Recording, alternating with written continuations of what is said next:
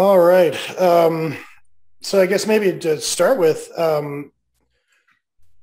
do you want to like kind of, here's some folks. Do you want to take us through a little bit about you and your career, for the backstory here of what we're talking about? Yeah, for sure. So, originally I went to school for business and I just kind of fell sideways into, or completely backwards rather, really into development, right? So I went to school, got my bachelor's in business administration, and then I ended up taking a boot camp, which some people around this area in Michigan, Detroit would probably know. It's Grand Circus. I was like a part of their like first cohort back in like 2014, I want to say. And then I ended up after that at Nexient while I was still in school, which was pretty sweet to have like a job while you were still in school that was full time. At least I had like a few classes and I was like, oh, this is great. Like get me out of school, right? Like whatever gets me there. And then from there, I had left after actually learning how to software develop. Like really, the boot camp will take you up to a point, but it doesn't really teach you enterprise level stuff, right? It's great for everything up to that point. Like, yes, I can hit the build on Visual Studio and I can do some basic things, right?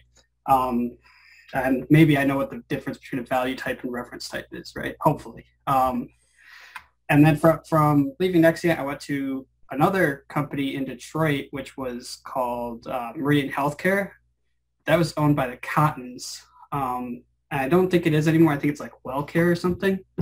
And there I was like, oh, wow. So I learned how to do everything right in my first job, unit testing, blah, blah, blah. And then my second job was like, everything is on fire all the time. And that was a crazy experience just because it was like, okay, this is how I don't want to do things, right? And it was always good, I thought, to compare and contrast that. And then from there, I was like, okay, I really want to start doing stuff right. So I looked around for like, what is like the premier place in Michigan? At the time, this was 2017, I think, 2016, it was Pillar Technology. And I don't think my time there coincided at all with yours, Eric. But so I joined in 2017. I was there for 3 years during the Accenture cutover. And then partway into the COVID times, I got let go from Accenture as part of like the Accenture does this like cutting of people every year. Like it's not related to COVID. They just cut people every year. And it's supposed to be based on chargeability and other things. In this case, it wasn't, or at least in my case, I think, because I had clashed a lot with people, both on projects and at like the regional like level people who are controlling the region. Had some fairly strong disagreements with how we handled particular clients. And then from there, I was like, well, I'm fired. What do I do now? And I just kind of fell into, like I keep doing, I fell into freelancing. I got super lucky. I hooked up with some folks out of South Carolina and Chicago who had some contracts. They needed help. And luckily during this time, this is really what starts the whole, like, what do you want to do? Where are you going to be? How do you get people in type of thoughts? It's like, okay, you're going to be W-2 for us for a little while. You should probably start your own company, do like an S Corp and all this stuff. And I'm like, okay, yeah, I can do that. So between like June and August, that's when I like set my company up. And then it's been getting people in and getting, other people that I like to work with that I didn't have strong disagreements with, or just were like, you know what, you're a fantastic person. You're level-headed. You do good work. Please come work with me, right? Which is good until you're out of that kind of personal network, right? And that's kind of where I'm in right now. Sure. So that's like a abridged version, I guess. So in thinking through the sort of people that are listening or going to be listening after the fact, there's a lot of interest in going independent, and then in some of the specific stuff you've done that we'll get into here in a moment. But had you been self-employed or moonlighted in any of your stints? Like, were you doing stuff before, what was it, like 16 months ago, going on your own, or was going on your own completely new? So I had done moonlighting. I was teaching at Grand Circus for a while as a night instructor. And then I once did a contract with another guy back in Meridian times, and that went freaking south real fast. Like, that was a really bad experience, honestly. You know, I got paid, but it wasn't much, and it wasn't like impactful, or it's kind of like the wrong type of work, if you will, right? And it was like degrees removed. I think like the best work you can do is like the work that you're closely aligned on the vision with the company. And you can honestly tell them, like, think this through, think through your actions, think through what you want to, where you want to go and where you want to be. So if you can't say that and you don't have any control, there's no difference. Just do enterprise work. Sure. My mind. So you had a little bit of experience moonlighting. Yeah, not much though, honestly. Like, one was like scary, and then I was just, Grand Circus is a pretty easy gig. You show up, you teach, you complain about like the scheduling because there's never enough time to really get people all the knowledge they need. Sure. And then you go, it's like 10 o'clock and you go home, go to sleep. So that's, in a sense, kind of like writing for Hit Subscribe, let's say, or doing courses for Pluralsight or something. Like, that's a fairly structured piece of moonlighting. Yeah, there's not much where you can go out of the lane, right? So, you know, if we rewind to when you were let go from Accenture, did you, like, what was your circumstance like? Was your first impulse to go look for another job? Did you have some runway? Like, you know, because I think a lot of people would be interested in that particular moment. Like, what was that moment like for you? Yeah, sure. So we had been hearing for like a few months, like, chargeability is everything. Chargeability is just this Fugazi metric of how much money did you bring into the company versus how much money did you sit and do nothing, right? Nothing being operative here. It's Fugazi, right?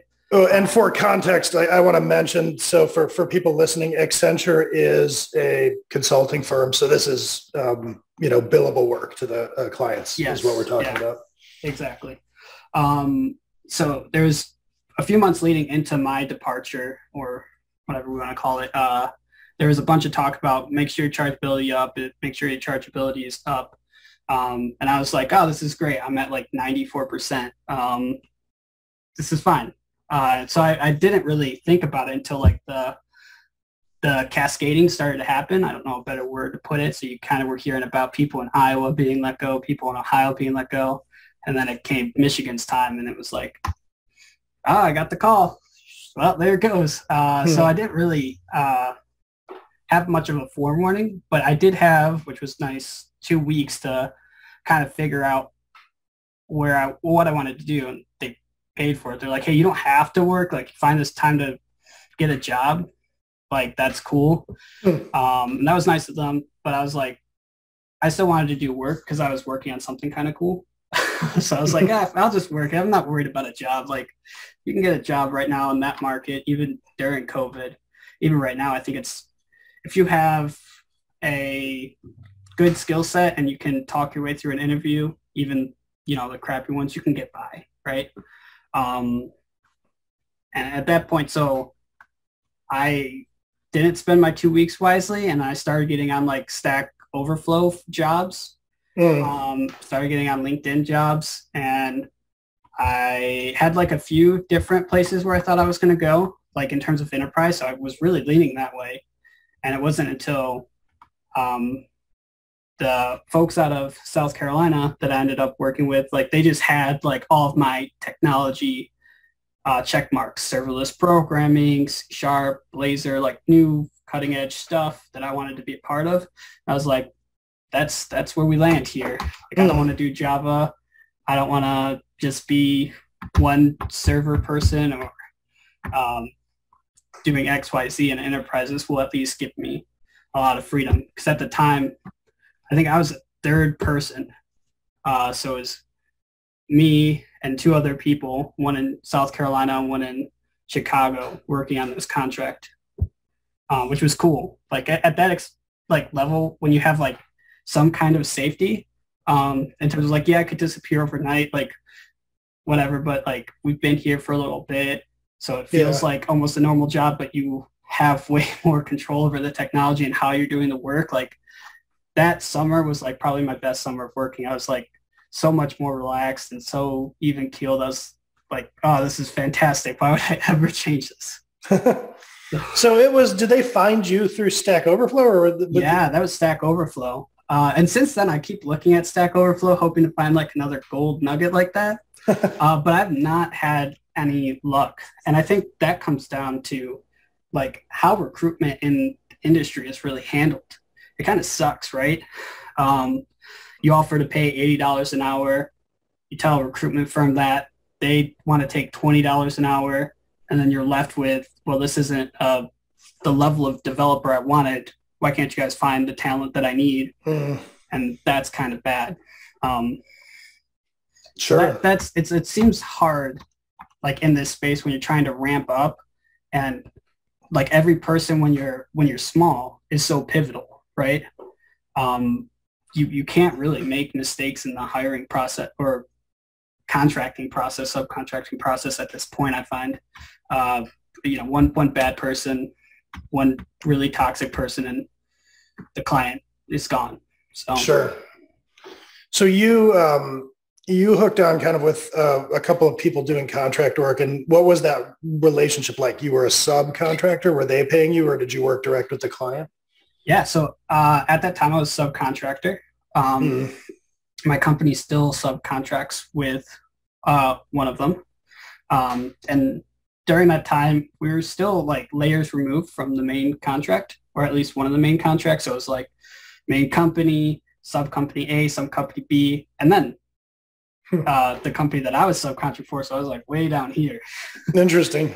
Yeah, it's gotten better to where it's just A, B, and then me, which is nice to have that more closeness. But it brings other risk of like, are they going to buy? Because obviously what happened to the first two that were in between, they got bought. So like, can they just swoop in and buy everybody? There's different kind of questions like in this kind of stage that we're in, which is interesting to be in. Sure. So it sounds like, and I can relate to this too, early on being in business for myself, I did a fair bit of subcontracting that like people might not realize this if they've always been salaried, but there's this whole world out there where you can actually have structures that are, almost a hybrid or something that isn't just completely all or nothing. And so it sounds like opportunistically you got in with some good folks, and it sounds like the early days of that went really well. So you spent that summer on this one contract, or were you doing other kinds of work? Yeah, one contract. During the summer, once I started my company, like I was more worried than I was now about like, oh, what happens if this blows up? How do I keep myself going? And I, started doing requests for proposals to different businesses. I started looking into places that would be amendable to like hiring my company. So there was like a cloud computing training service that wanted to get into the Azure space. They only knew AWS and Google. And I was like, hey, I'll be your Azure guy. Let's set this up. How many courses do you want? How many days do I have to train people? Like, what's the situation like? And they were really amendable. And in the end, it didn't end up working out because I decided like, I can't do this. Like I've stopped teaching at Grand Circus. I've stopped like looking for work because at this point it's like a different stage. It's like going from that like uncertain aspect to like, crap, we can just really make this work out, which is where I'm at now, and like make it into something bigger. Even if it's just like a few clients or whatever, I wouldn't be able to bring anybody with me to do that like single man consulting engagement, right? So the contracts that I'm interested are like, hey, we need a team to do build, or we need a team to do some training or whatever. Like that's, I think, where the fun will be, because then I can keep working with like the same people in my little network. So that makes sense. It sounds like you started off on your own. You were looking for hedges or like things to have lined up. Yeah. And I can relate to that too, doing some training. You want diversified sources of income, but then as you are on your own for a while, gain more confidence. It sounds like, no, let me focus on what's really the sweet spot here. So I think the thing, like to get into the primary thing that I think would interest a lot of folks like in the community in general, it sounds like you have kind of now a collective or a cooperative of people that you are working with at times. Like, can you tell me about like what your business is like and what the relationship with other contractors is like these days? Yeah. So back when I first started at Pillar and I like became a little bit like cranky or for lack of a better word, just like disenfranchised or illusioned about kind of how we were pursuing contracts and how we were treating clients, I was like, I'm going to just start my own thing. It's going to be like 6 people. It's going to be employee owned. I'm going to take this person. Like I knew who I wanted and who I wanted to work with at that point, which was nice. And I started to get their buy-in, like, let's just go. Let's do this on our own. And this was like 2017, 2018. And it turned into like this joke where I even had like on my laptop, like a Pillar sticker, but it had my future company name on it.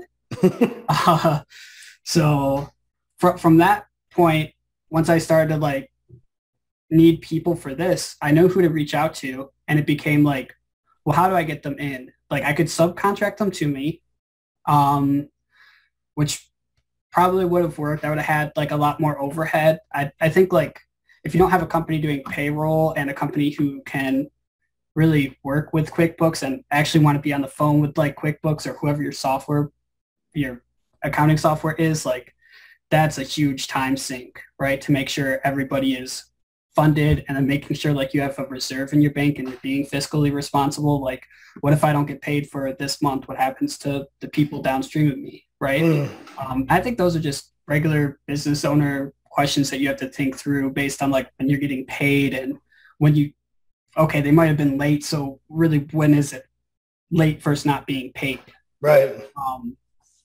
So from that point, I didn't want to subcontract anybody, I decided. So what I ended up doing is I passed these people right directly to the same person who holds my contract. And what's been nice about that is not only that it lets me be loosely or more loosely associated with these people, it gives them all the margin. Like I don't make anything off of anybody, which is nice because like moralistically or ethically, I'm still trying to find like my own space. Like I realize trying to convince people is a lot of time. Like people don't want to leave the enterprise if they're comfortable, or they have a lot of questions about healthcare, where they just don't really see the tax benefits, and you really got to like explain it to them, and that could take time, and all of that time has to factor in somewhere, right? You have to be paid somehow. So like I've been in my mind, I've been doing like a lot of this for free, and I'm like starting to rethink that. I'm like, God, this is a bad business decision. I'm being just terrible with my business right now. Because for every yes, there's like people who just like will ghost or just are harder to get, or like, maybe later. Do it for like 3 months and then I'll decide. Like, okay, need you to make that leap of faith now. So yeah, what started, that was like the employee-owned company. That's way too much overhead. Right. Even subcontracting directly to yourself is a lot of overhead. I passed all of that off, which was nice. Although now I have an accounting firm, and I'm like, okay, yeah, I could actually like have people under me.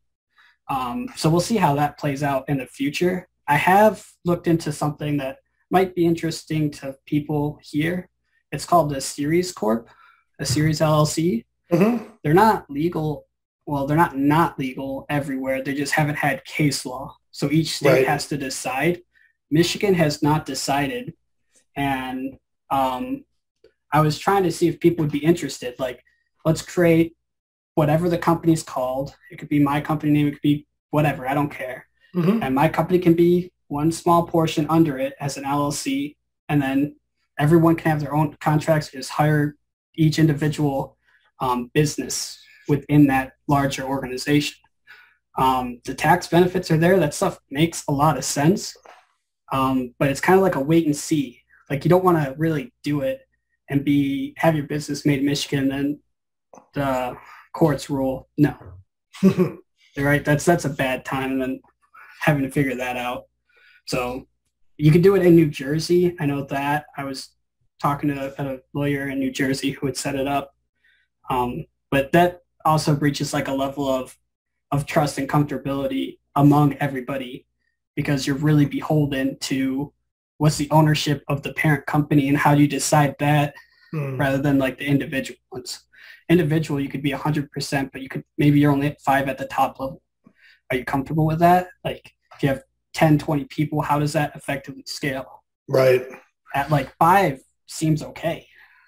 But outside of that and playing with that idea, that one seems the most interesting route if you're going to truly try to like have a like 6-person small consulting firm that does like 1 or 2 contracts really well and can maintain those relationships. So for the sake of people listening, like a series LLC being, my understanding is I think Illinois allows this, for instance, and like I think it was Brad that was telling me that it's common for, I think, real estate ventures where you have a company and then like each apartment building or something that the real estate company buys up has its own company. So if I'm understanding you correctly, in this case, you'd be talking about the consultants. There would be a parent company and then each consultant would have their own LLC under that parent company. Am I getting that right? Yeah. And you can have like another degree of separation there, right? So like my company within the hire company, the Series LLC, could actually just contract out my real company that's completely independent, right? So you can even do that. That makes like the accounting a little bit more difficult from my understanding, but I haven't seen it in action. But I've the lawyer in New Jersey I was talking to recommended that way everyone can, one, keep their business and all their assets and don't have to like fold anything, right? And then 2, gives them more limited liability protection. Right.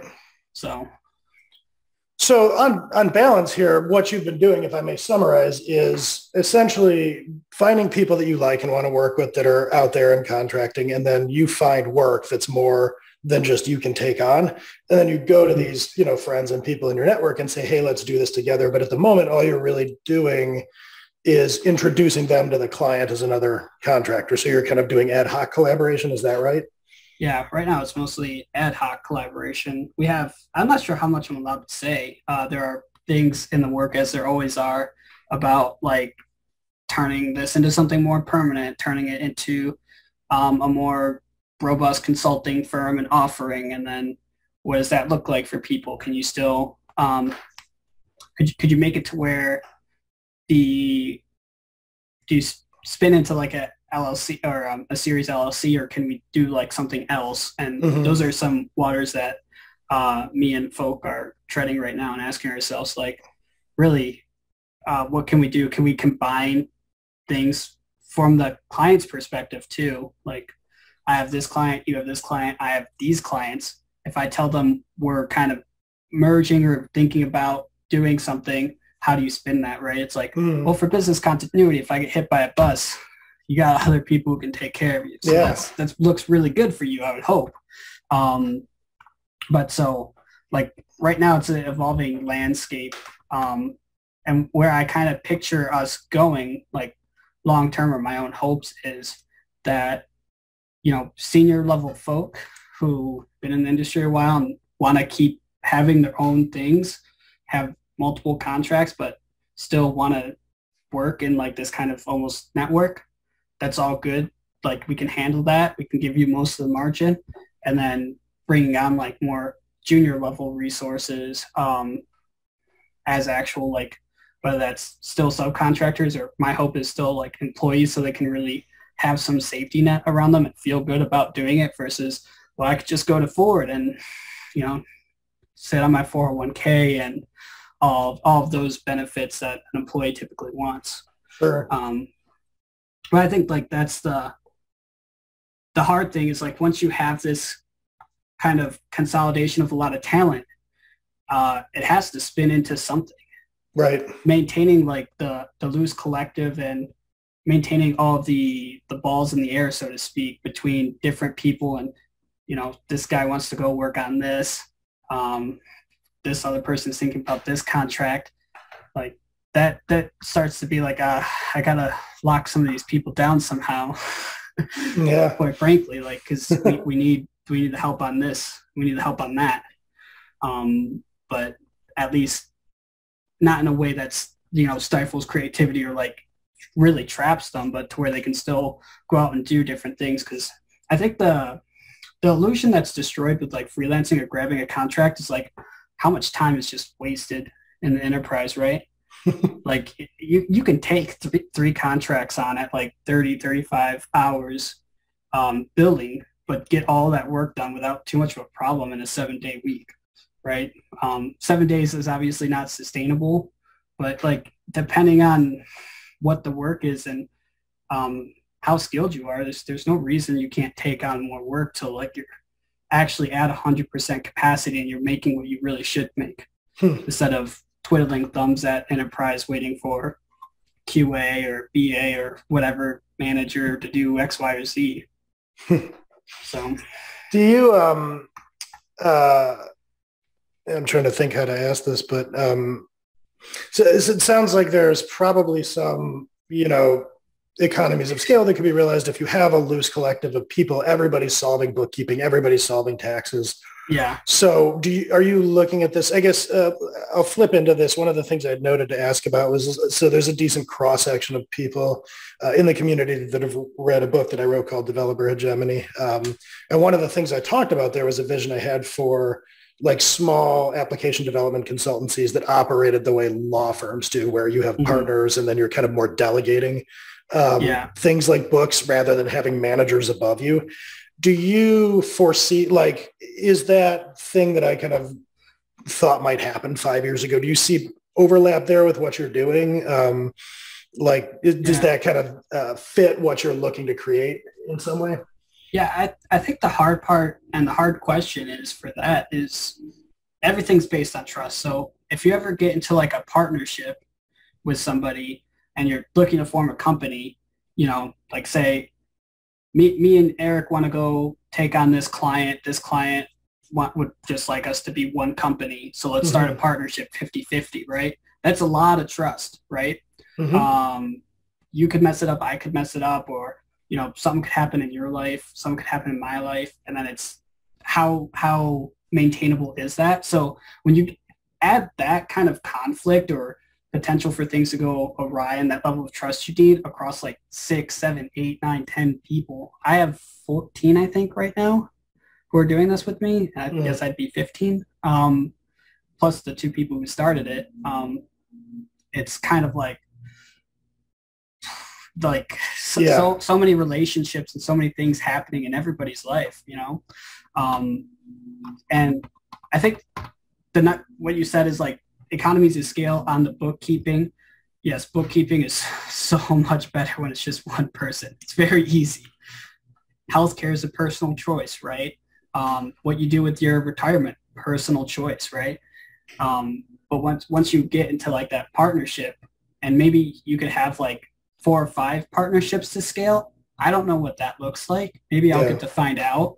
But that would be like the interesting thing is because I think you could get 6 people to roughly like align on vision and, have the same like wants for Medicare and 401k. And you could sort that out and sort out like what is ownership, what are the stakes, and how does ownership change over time? What happens if somebody gets divorced? Like you figure that out. That's pretty common, but across 20 people, I don't know how you do it. Sure. There's too many variables, right? I think that's the challenge. But I would like to see, like, as you say, like if you could just have 6 companies of 4 or 5 people, right? And get that like kind of economy of scale, not have too much aggressive bookkeeping to where, Cory goes and does that for 5 hours a week on Fridays. And that's what he does, right? He's director of that, however you want to set it up, whatever title, right? And dole out those responsibilities. I think that's like healthy and maintainable. But then, can my company work with, or the company that we are, all six of us agree to work with all six of these people to handle this bigger, I'm not going to call them whale clients, I'm going with anchor clients, but to handle this anchor client. And is that client comfortable with that kind of concept, right? I'm not sure. And at that point, what happens to that venture? Do you then combine that venture into another company? And then what does shares and everything look on that? I'd like to think that it goes that way because, you know, what always made me upset with consulting was I'm getting paid $40, $50, $60 an hour, and they're charging $170, $250, $400, right? Whatever the contract was. Yeah. Like, you could spare some for me, surely, right? Like, come on, guys. Like, it's not, there's no way you need that much, right? And there's no way the people at the top need that much. There's some reasonable, like, amount there that they do need for all of the higher level stuff. But that margin share is so skewed right now. I think across all industries that it's easy to like step back and look at that and be like, I should just do this myself, right? Even with any kind of risk associated. Because I mean, if a client goes bad, but you've saved up, like you can take that 6 months to find another client, right? It's just about managing that risk. So I think there's a lot of people out there listening that would like the kind of arrangement you're talking about, that I have this network of people I work with. We exchange jobs. We kind of form ad hoc collaborations. So I guess let me ask this. What do you think if you're, so what's it been, like 15 months, or I don't know the exact time that you've been doing this, but like over 15. That period, 15? Yeah. So over that period of time, like, I guess thinking through where you were when you started, where you are now, like, what do you think has set you up for success to get into an arrangement that I think a lot of people listening would be interested in? I think that comes down to, I got ticked off enough about things being done wrong that I looked up, like, where's the top talent in Michigan at? And I went there. And I got pissed off enough there to be like, there's got to be better. Like, this can't be it. So like, and I think we kind of mentioned this before we started recording. Like for me, it's always been like complacency, like, and complaining. Like I am a serial complainer. That might be like annoying to people, but like, I don't let like those things sit. Not to say that you can't let some things sit, but just kind of keep it on your mind and like make plans, right? To figure out what your exit strategy is for whatever it is. If you think about you wanting to do freelancing, that's the first step. Just think about it, mull it over, right? You don't have to take big actions. You don't have to leave your job today or tomorrow, right? Take those baby steps. Find a grand circus or find, you know, some small moonlighting thing and just see what it's like. See how it impacts you at the end of the year. Because honestly, while you have a full-time job and you're not like S Corp and you see what the government does to you, you'll be like, oh yeah, okay, let's just do this full. That will be your next like baby step, your next realization of like, okay. The other thing is network, right? Like I would say I'm pretty bad at networking, and it wasn't until like, you know, having 14, 15 people and like scraping the bottom, I was like, well, this is actually pretty good start. Like, I apparently pissed off less people than I thought, so I'm happy with that. And people want to work with me somehow, because I think I wouldn't want to work with me, but that helps. Like I know it's like coworkers, but treat them like your friends, right? Like I want to spend time with you, even if, you know, we're forced to do some crappy project we don't really like. At least that makes it better than somebody that you don't like, and then you're doing some crappy project that'll just, you know, spiral you down. But if someone you enjoy and you could just like laugh with a joke, you know, make a note of that person, talk to that person, right? And talk to them about this, talk to them about like what are their thoughts on it, right? So I think that's the way too, for safety, right? They might know somebody, family member, relative, who wants some work done, right? A lot of people I know will pay like $10K for a WordPress site. I do a WordPress site for like the weekend, $5K, not make it WordPress, and be like, okay, I did pretty good this week, right? Like a lot of small businesses like that are ripe for this kind of market. It's just like making them know that there are alternatives to like Wix and WordPress and those kind of sites, right? So it sounds like it's kind of a mix of like not being complacent. Like if you're dissatisfied with things, at least consider how they might be better, even if you're not immediately acting on them. And I also liked what you said about just like a tiny slice of something, you know, go take a moonlight project or do something to gain experience. And I think, you know, I can certainly imagine building up a network of folks. It sounds almost like, you know, that you were proactively identifying these are the people that I would take with me in like a Jerry Maguire, like who's coming with me moment or something like, you know, but if I'm thinking about it, if you're working at a job and you have coworkers, like the idea that you might come to them and say, hey, sooner or later, I might go do my own thing. Like, would you be interested? Like you're almost like agitating for that outcome ahead of time. Because I feel like if you're planting those seeds for people, the odds of it eventually materializing are a lot higher than just one day you resign and you're like, hey, does anyone want to come do a thing with me? People would. Yeah. I mean, like from when I left Meridian Healthcare to the time I joined Pillar, I brought, you know, a few folk with me to Pillar. Like I had already like been like, come on, let's go work here. It'll be better. You'll like it better. It's so much better over here. The grass is greener. Come on, just do it. To then like, okay, actually, I'm sorry, this sucks. Let's plan our next step, right? So I already had like a few people from, you know, even that time that I was like, yeah, we're gonna keep going and just keep coming. Like if I left to like a different enterprise job, I probably would have been like, yeah, come on, leave that place. Like Accenture is no good for anybody. Come on, leave. It's only a matter of time before you're like sorted by an algorithm or some managing director of the 100,000 that they have just don't like you. So that's really interesting too. I don't know if I've ever heard or thought of it in those terms, but you had like, it sounds like a small crew of people that were like traveling with you at other jobs. So like maybe a really early step that somebody might take is to identify a few of those people and like orchestrate a move just to another salaried position. And then you have that experience. Yeah. I mean, companies are always looking, like if there's a job posting and, you know, it's not a startup, they don't have like a finite thing. It's a larger enterprise. They want people. They're a growing company. Like right now, the market is so freaking hot and it's crazy to think about it like that during this pandemic or this turns into a recession or whatever. I don't know. But being in this spot, like identify and know like what people are looking for, you can easily get, you know, referral bonuses and everything else. And like every time I've gotten a referral bonus, I've also just given it to the people I referred in. Wow.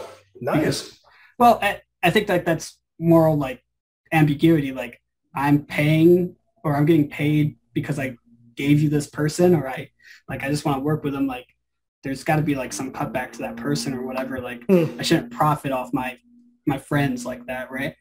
Sure. So from that perspective, can be to me a little bit weird, but not everyone sees it that way, and I can appreciate that. I'm very bad at capitalism.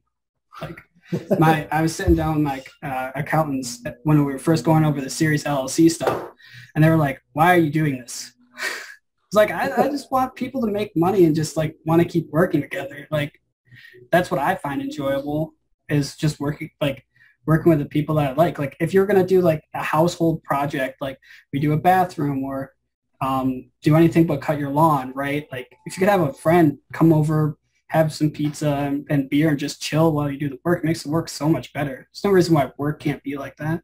Yeah. So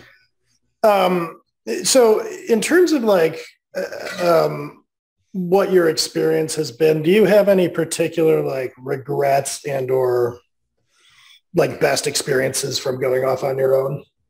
Yeah, I think like regrets is like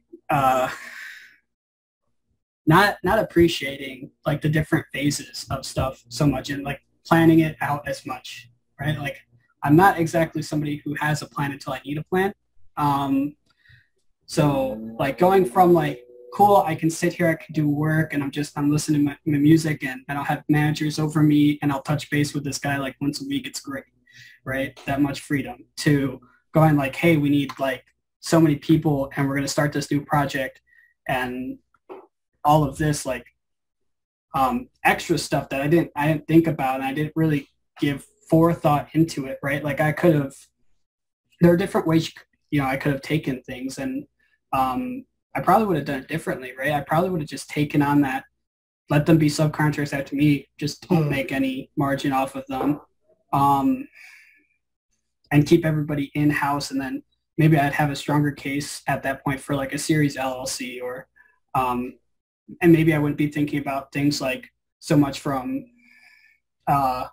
what are we doing together versus what can be done like ahead of time, I guess, like just for me individually. I think like what's been really good is having other people who've wanted to do this and that have helped me out. Like shout out to Brett Lilly, who created like an entire like how to be a freelancer thing for me, which it started with my like crappy Google Docs when I was trying to convince him to do it. Here's step 1, 2, 3, and it was like really like sketch, and he like made it into like a real thing.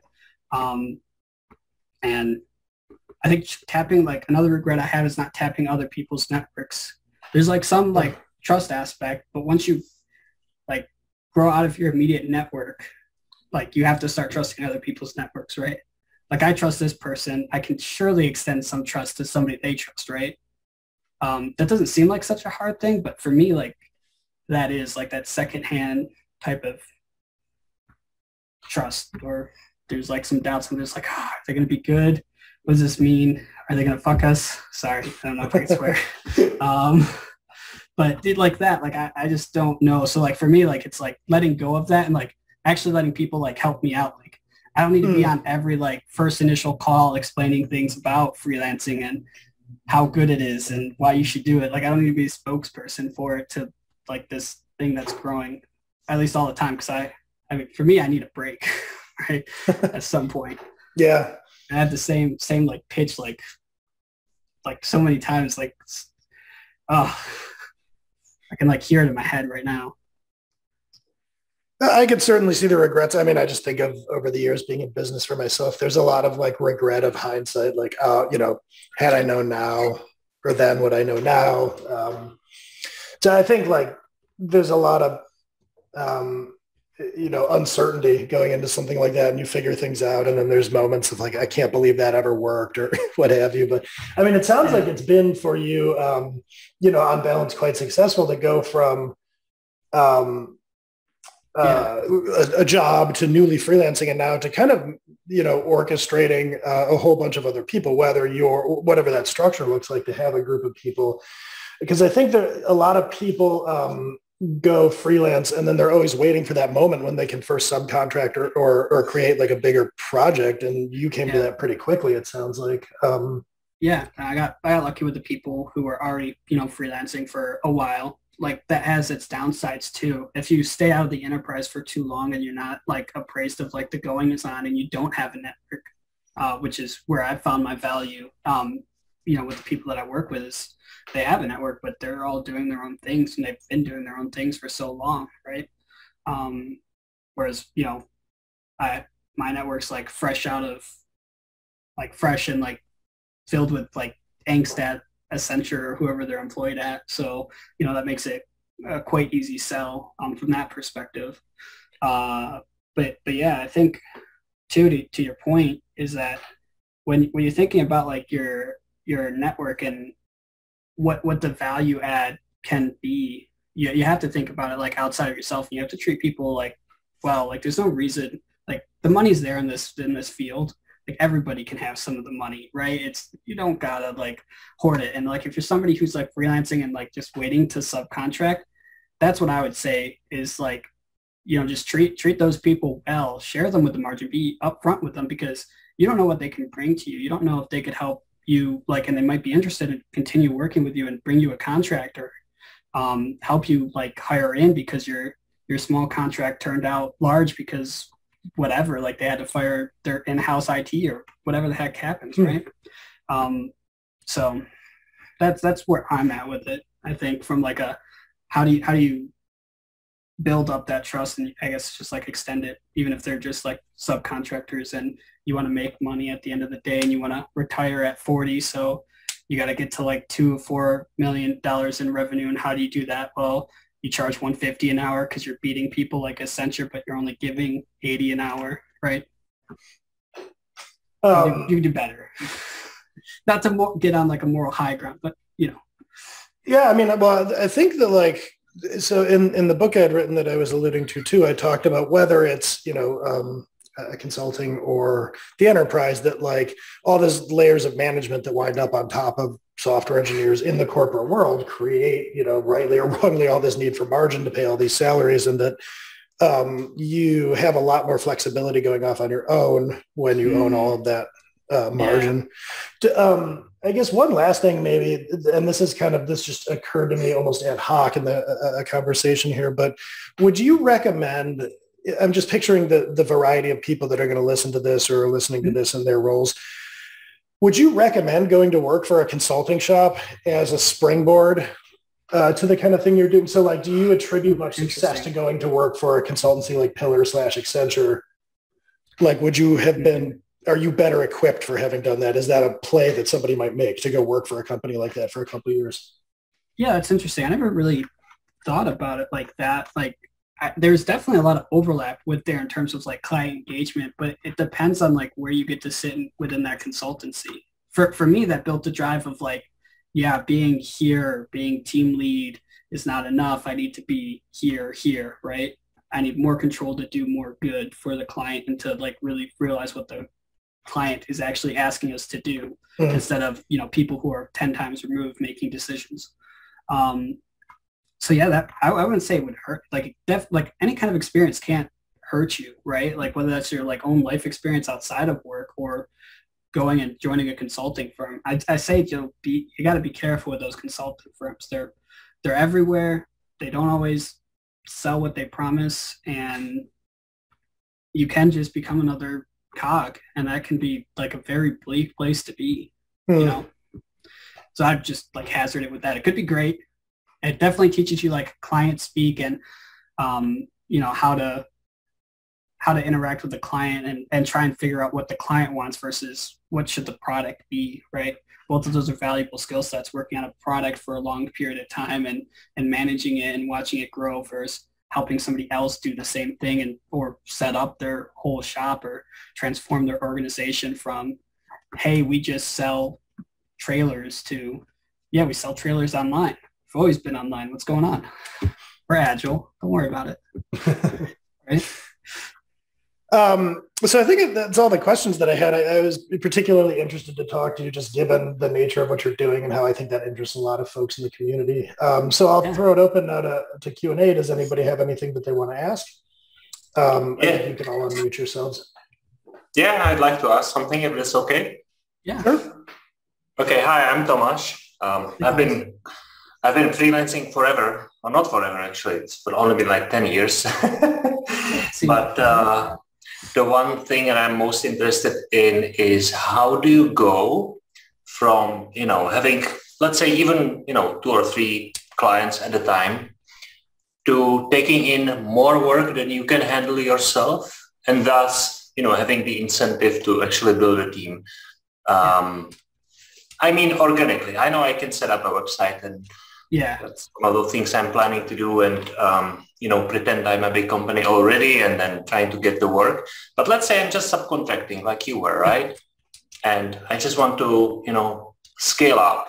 Let's say I want to hire people or do it like you do with the, with the co-op. So what was your story? If you can share, how did you get there? The website part is interesting, right? Because that's the first step of learning we versus I, right? You got to transform that because we is more valuable than I, which is, I always found that slightly funny when I was doing some of that. But, if I was to be on a subcontractor and a client, and I was thinking about like starting up a team, I would first think long-term. Is there like a value proposition to the client for having a team of subcontractors to where they're willing to like continuously grow this team and have faith in this team, knowing that some of the risks are they could turn around and buy this team, right? They could individually buy out each contractor if they wanted. Their legal department's probably larger than yours. I'm assuming. I don't know how many legal guys you have. I have like one, and it's not like I don't want to talk to them because they're expensive. But from that perspective, if you could have that value proposition or even honestly organically talk to the client about 1 year, 5 year plans And if they're not a technology company and they're not strong in technology, they do whatever it is outside of technology really well. That's where you can get into what's called transformation work and be like, I'm going to set up a team temporarily. It's going to cost you more. But once you have this team, once you have the process, you can start hiring your own people internally. There's a big value proposition in that because now they're going to save a lot of cost. And you're going to have this long-term relationship with the client to start doing that transformation work long-term, uplifting those individual devs or those team members that they're hiring. And that's how I would approach it. It's always like driven by the value proposition for the client. Like if you can get on the same strategic page as the client and get them thinking strategically, even if they're not, and a lot of times they're not, but as we all know, that will be like the start of the spinning. The risk there is, whether it's called anchor client or whale client, is what does that do to your time as you're like, I believe in you. I'll work this really hard and I'll get people and I'll do all this. You have to balance that, right? Right. I guess it also requires that the client is like the end client, right? Because it's like what happens if you're subcontracting to, let's say, some kind of an agency. Oh, well, and you don't have that option, right? Yeah, agency is definitely different. I personally stay away from them. I kind of refer to them as vampires, not in a nice way, to be honest. But I mean, there's nothing to say like you can't have a good relationship with an agency, and maybe, an agency would want and be interested in building up some of that, but you have to make sure that you have some say in like what these people are getting, right? Because the offer from you has to be attractive enough to outcompete enterprise and outcompete risk, right? And so if you're managing expectations with the people, like you can obviously give them false promises, right? And the client, whether it's a recruiting firm or whatever, like I could see a lot of value for a recruiting firm having an internal team of developers that they can send around to bridge gaps. Like they have a lot of clients and relationships built. That's how they stay in business, right? They always need developers. That's why they're always hitting us up on LinkedIn, right? So there's definitely probably some value there that you could create.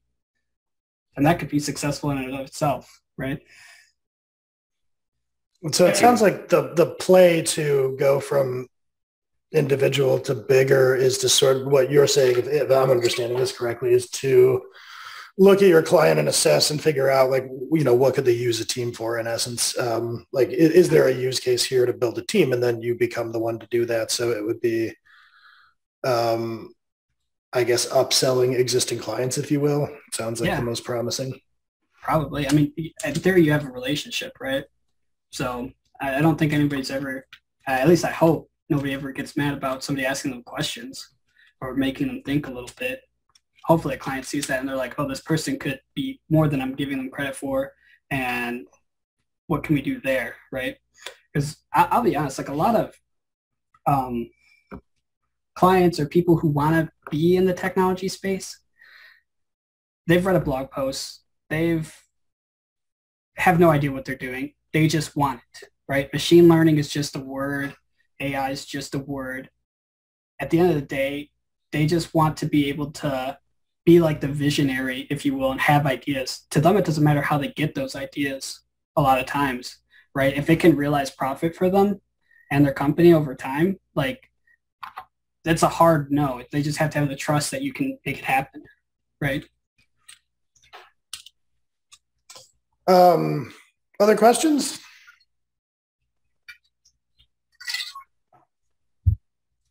Was there anything on the Slack? Not yet, but I'll make an announcement over there that we'll start the AMA portion. Okay. So I guess, we can adjourn on the call. And if you are willing, hang out for a little while and see if questions come in through the Slack. Does that sound good?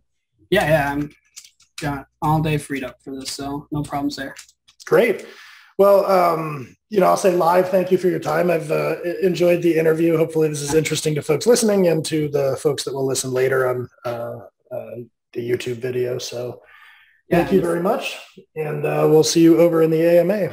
Yeah, thanks for your time. And if anybody's interested, I'm constantly looking for people. So if you're interested in seeing what I have going on or any of the like resources I have, just ask me. I'm completely willing to share what's going on and where things are at. And that reminds me too, I am not at the top of my game. I wanted to say like, where can people go and like find out more about you? Website, like where do you want to direct people? Yeah, I like gave up on building my website because of time constraints. Like I got like a pretty cool design and everything, and I just gave up. I was like, I'll never have time for this. So I blew past my initial deadline by like 4 months now. I just gave up. So website's not good because I think I don't know how the best way to reach me will be like LinkedIn or Slack, I would say. And besides that, you could also just email me at Cory@lithe.technology. That's LITHE.technology. Great. Thank you for reminding me, by the way. I meant to ask that and completely spaced. All right. Well, cool. We will see you here over in the AMA section. I will make an announcement in the general channel. Awesome. Well, thanks again for your time and doing this. It was fun. Yeah, likewise. Take care. All right. See you guys.